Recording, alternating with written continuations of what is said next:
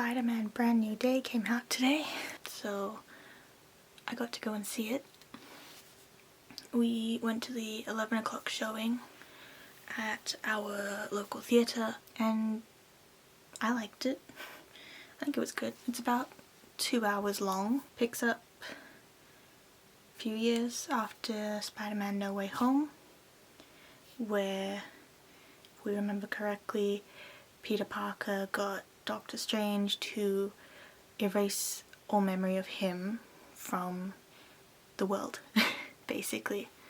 So he doesn't really have anybody. He lives in like an asbestos infested apartment. It's actually quite sad. There were a few sad scenes. This review I'm trying to be as spoiler free as possible to kind of tell you guys if I liked the movie, if you should watch the movie, what other things I feel like you may need to see before you watch the movie, and yeah. So hopefully I can get this edited and uploaded tomorrow so that it's like not too late after opening day, but not, yeah. Anyway, we had some crossovers of some characters, one of which I believe was in the trailer, so I can mention Banner, Bruce Banner, the Hulk. It seems like post Endgame almost, the Spider-Man movies kind of bring in other characters from the Marvel universe. Like in No Way Home we got crossovers with Doctor Strange, and we got the previous 2 iterations of Spider-Man, so this one we've got 4 crossover characters, and I really want to say them, but then that's like big spoilers for who the main villain is of the movie, so I can't. On that topic, it was interesting to me to meet the villain without prior knowledge of other media that the villain was in. Not saying like the actress or the actor themselves, trying to be very spoiler free. The actor I know.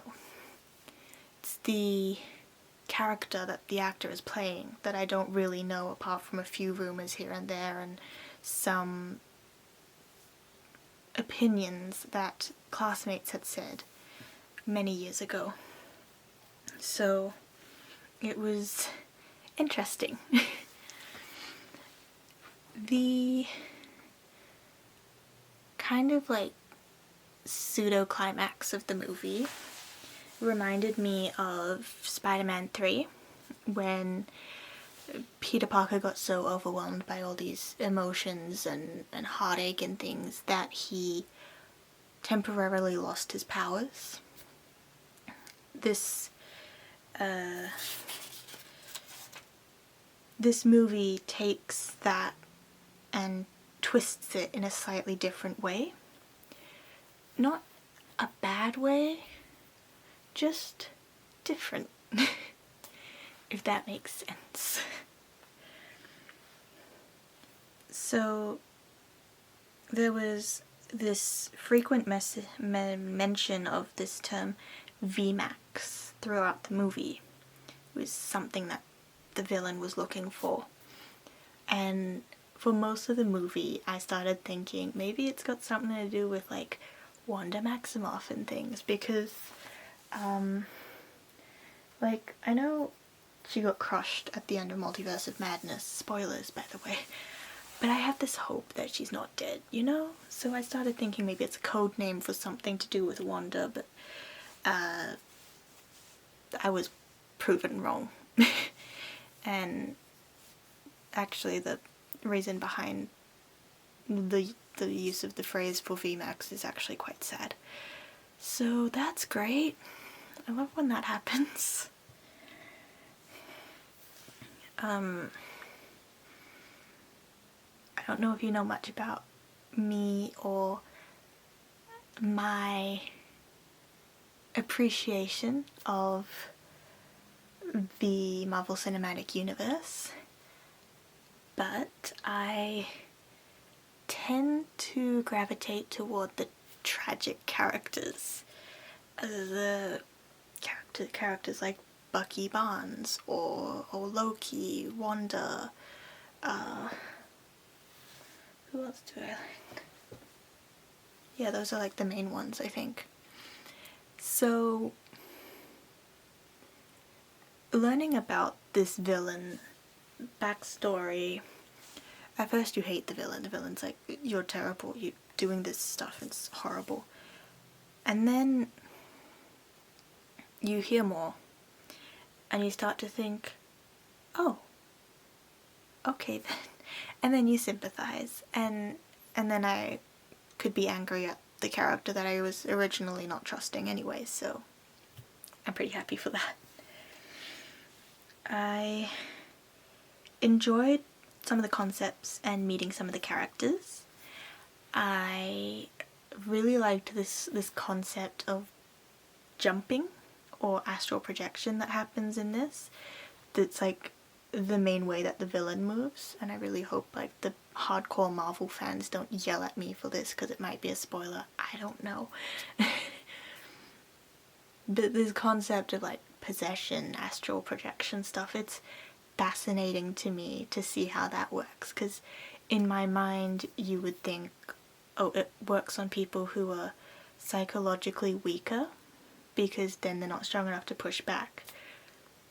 But you could also just have the person wielding this power is incredibly strong and can just do it, and that's closer to how it is in this.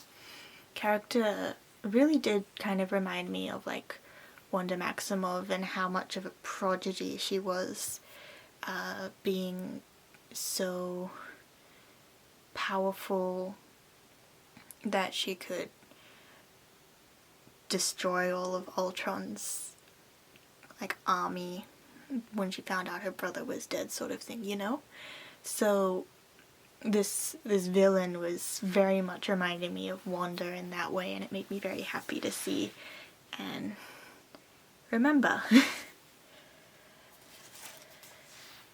So, kind of closing up, rounding out, I enjoyed the movie.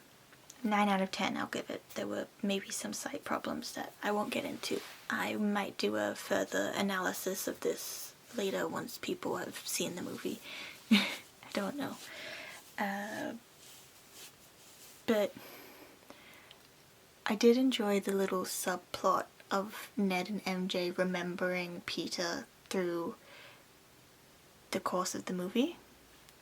Like, obviously we know that MJ still does kind of remember Peter, because at the end of No Way Home she was still wearing the Black Dahlia necklace that he'd given her in Far From Home, which like shows that, yeah, she knows it's a sentimental thing. She doesn't know why it's sentimental, and just certain things like hinted that kind of also were like, yeah, that would make sense. So it was nice to see that. And then at the very end of the movie, having Ned remember his and Peter's secret handshake.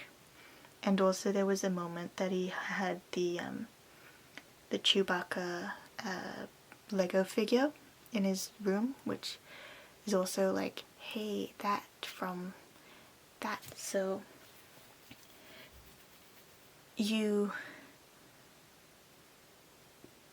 proceed through this movie and slowly start to remember, or they slowly start to remember the different things that happened, and they have these little quirks and things that show that somewhere they still kind of remember Peter, but they don't know why, or when they get the hint, they can't quite grasp hold of it and figure out why it's so familiar, which is sad.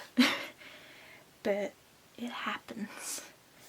Some further viewing I recommend is watch the previous Spider-Man films. I wouldn't say like all 8 of them.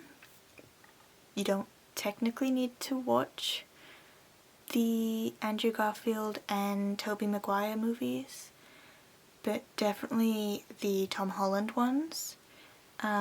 So in that you might also need to see Civil War and the 2 Endgame and Infinity War movies. Yeah.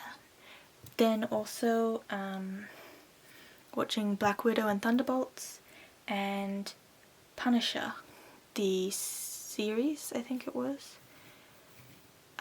Additionally to that, for myself, I'd like to watch or read up X-Men Dark Phoenix, but that's just for my own thing. Yeah, so that's like your further viewing list. Just for like further background, if you are new to this movie, those are the things you should probably watch to understand more. So, in complete conclusion, go and watch this movie, because I think you will really enjoy it, because I like it, and like technically my first introduction to Marvel was Fantastic Four, like the early 2000s one with Jessica Alba, but on top of that it was also Spider-Man, so we have a special place in our heart for Spider-Man movies and the story and all that. So my opinion is this movie is great. I think even as someone who may not be as in touch with the MCU, you could probably still watch it just to finish out Peter Parker's story.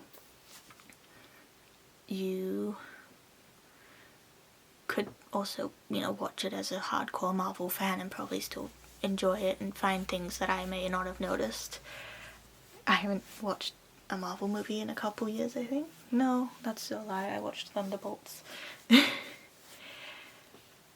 We're currently watching Smallville, so we're back in DC, and it's just kind of messing with my brain a bit, but it's okay. That's my review of Spider-Man Brand New Day. I hope you enjoyed my weird rambles. I wrote notes, and I did follow my notes. Mostly. I'm very good at not following them. Let me know if there's any other coming movies that you would like to see me review. I don't know if I'm that good of a movie reviewer, so let me know. I also like to do comparative essays or analyses and things, so honestly it gives me an excuse to make people watch musicals. Tell me a musical you'd like me to analyze. I will probably be reviewing the Hadestown Pro Shot that comes out in October, I think, in Australia. So by that time all the fad and amazement of it will be gone, but I get to watch it. So there's that. I know I want to go and see it, and I know I want to review it. So I'm going to review the Hadestown Pro Shot whether you like it or not. Yeah, so yeah, that's that. Thanks for watching this review. If you've seen this movie, let me know if you thought it was good.